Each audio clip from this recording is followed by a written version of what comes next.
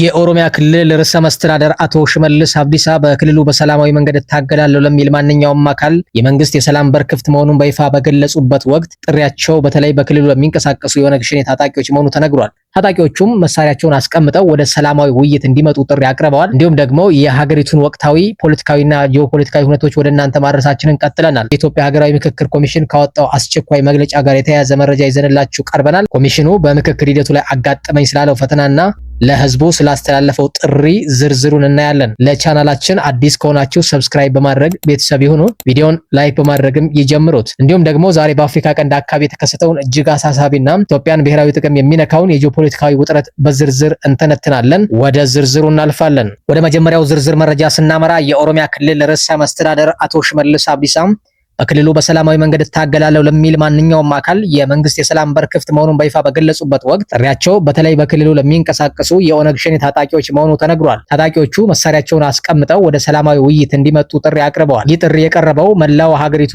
በጋራ በሚመክርበት የሀገራዊ ብሔራዊ ምክክር ወቅት መሆኑ ልዩ ትኩረት እንዲያገኝ ቢያደርገውም ይበልጥ አነጋጋሪ የሆነው ግን በትላንትናው ዕለት ያደረጉት ንግግር ነው። ርዕሰ መስተዳድሩ በግልጽ እንደተናገሩት በአሁኑ ወቅት ኦሮሚያ የሚለውን ቃል ራሱን መስማት የማይፈልጉና ኦሮሚያን ማጥፋት የሚፈልጉ ኃይሎች መኖራቸውን ጠቁመዋል። ይህንን ሴራ ለመከላከልና ክልሉን ለማረጋጋት ታጣቂዎቹ የሰላም ጥሪውን ተቀብለው ወደ ጠረጴዛ ዙሪያ መምጣት እንዳለባቸው አሳስበዋል። የእውነታው ሚዲያ ተከታታዮች ርዕሰ መስተዳድሩ አቶ ሽመልስ አብዲሳም ለኦነግ ሸኔ ያስተላለፉትን የሰላም ጥሪ እንዲሁም ኦሮሚያ የሚለውን ቃል መስማት የማይፈልጉና ማጥፋት የሚፈልጉ አሉ የሚለውን ንግግራቸውን እናንተ እንዴት ትመለከቷላችሁ? ያላችሁን አስተያየት በኮሜንት መስጫው ላይ አስፍሩልን። ወደ ሁለተኛው ዝርዝር መረጃ ስናልፍ የኢትዮጵያ ሀገራዊ ምክክር ኮሚሽን ሐምሌ 12 2018 ዓ.ም ባወጣው መግለጫ በሀገሪቱ ለመጀመሪያ ጊዜ እየተካሄደ ያለውና ሁሉንም ኢትዮጵያውያን በጋራ የሚያማክሩ መሰረታዊ ጉዳዮች ላይ የሚያተኩረው ታሪካዊው ሀገራዊ ምክክር ጉባኤ በጥሩ ሁኔታ ላይ መሆኑን ገልጿል። ሆኖም ግን ሂደቱን በተመለከተ በአሁኑ ወቅት አንዳንድ ግለሰቦችና ቡድኖች በማህበራዊ ሚዲያ ገጾች አማካይነት ከእውነት የራቁና የተሳሳቱ መረጃዎችን እያሰራጩ መሆኑን ኮሚሽኑ ደርሼበታለሁ ብለዋል። በተለይም ኮሚሽኑ ምክክሩን ለመጀመር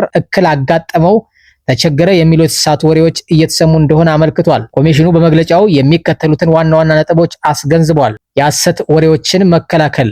ኮሚሽኑ የመናገር ነጻነትን ሙሉ በሙሉ የሚያከብር ገለልተኛ ተቋም ቢሆንም ሰፊው የኢትዮጵያ ሕዝብ በሐሰተኛ መረጃዎች እንዳይታለል አስፈላጊውን ክትትል በማድረግ እውነታውን ይፋ እንደሚያደርግ አስታውቋል። የሂደቱ ወቅታዊ ሁኔታ ካለፉት 4 ቀናት ጀምሮ የጉባኤው ተሳታፊዎች እርስ በርስ እንዲተዋወቁ የእውቀትና የስነ ልቦና ዝግጅት እንዲያደርጉ ምቹ ሁኔታዎች ተፈጥሯል። ሂደቱ በተቀመጠው የአሰራር ስርዓት መሰረት እየተከናወነ ይገኛል። የኮሚሽኑ ጥሪ የሐሰት ዓላማ ያላቸው አካላት የተሳሳቱ መረጃዎችን ማሰራጨታቸውን ሊቀጥሉ ስለሚችሉ ህዝቡ ራሱን ከነዚህ ወሬዎች እንዲጠብቅ መረጃዎችንም በቀጥታ ከኮሚሽኑ መግለጫዎችና በስፍራው ከተገኙ ህጋዊ መገናኛ ብዙሃን ብቻ በመከታተል የሀገራዊ ምክክሩን ሂደት እንዲደግፍ ጥሪ አቅርበዋል። ክቡራትና ክቡራን ተከታታዮቻችን ኮሚሽኑ የምክክሩ ሂደት ገና ጅምር ላይ በመሆኑ ውጤቱን በትዕግስት መጠበቅ ከህዝቡ ይፈልጋል ብለዋል። እናንተስ በዚህ የኮሚሽኑ መግለጫና በአሁኑ ወቅት በማህበራዊ ሚዲያ ላይ በሚሰራጩት መረጃዎች ዙሪያ ምን ታዘባችሁ? አስተያየታችሁ በኮሜንት መስጫው ላይ አስፍሩልን። ወደ መጨረሻው ዝርዝር መረጃ ስናመራ ተመልካቾቻችን እንደሚታወቀው ኢትዮጵያ ታሪካዊና ስትራቴጂካዊ የባህር በር አማራጭ ፍለጋዋን ተከትሎ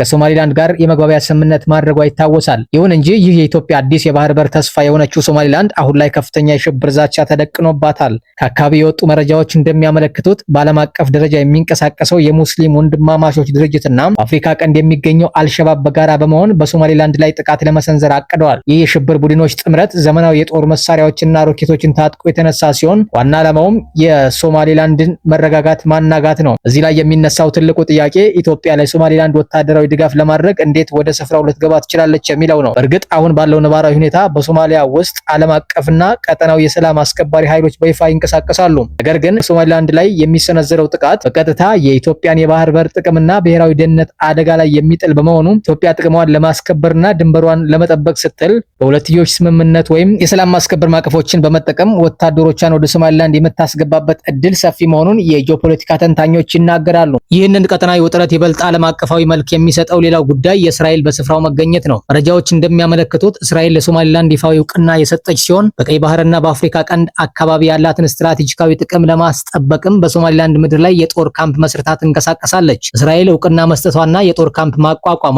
በአንድ በኩል ሶማሊላንድ ከሽብር ቡድኖች የሚሰነዘርባትን ጥቃት ለመከላከል ዓለም አቀፍ ወታደራዊ ጋሻ እንድታገኝ ሊረዳት ይችላል። በሌላ በኩል ግን ይህ የእስራኤል ይዞታ መኖር የሙስሊም ወንድማማቾችና መሰል ቡድኖች ጥቃታቸውን ይበልጥ አጠናክረው እንዲቀጥሉ ምክንያት ሊሆን ይችላል ተብሎ ይፈራል። ለኢትዮጵያ ወታደራዊና ዲፕሎማሲያዊ አካሄድ ይህ ሁኔታ ትልቅ አንድምታ አለው። ኢትዮጵያ አዲስ የባህር በር አማራጭ አድርጋ የተመለከተቻት ሶማሊላንድ በእስራኤል ወታደራዊ ድጋፍና በራሷ በኢትዮጵያ ወታደራዊ ጥበቃ ስር የምትወድቅ ከሆነ ቀጠናው የኃይል ሚዛን ሙሉ በሙሉ ወደ አዲስ ምዕራፍ ይሸጋገራል። ውድ የእውነታውን ሚዲያ ተከታታዮች የሙስሊም ወንድማማቾችና አልሸባብ በሶማሊላንድ ላይ ያቀዱትን ጥቃት እንዲሁም ኢትዮጵያ ጥቅሟን ለማስከበር ልታደርግ የምትችለውን ወታደራዊ ድጋፍ እንዴት ትመለከቱታላችሁ? የእስራኤልስ እውቅና መስጠትና የጦር ካምፕ መኖር በኢትዮጵያ የባህር በር ጉዞ ላይ ምን አይነት ተጽዕኖ ያመጣል? ያላችሁን የረቀቀ የፖለቲካ ትንታኔ በኮሜንት መስጫው ላይ አስፍሩልን። በሌላ መረጃ እስከምንገናኝ ድረስ ሰብስክራይብ እያደረጋችሁ ጠብቁን።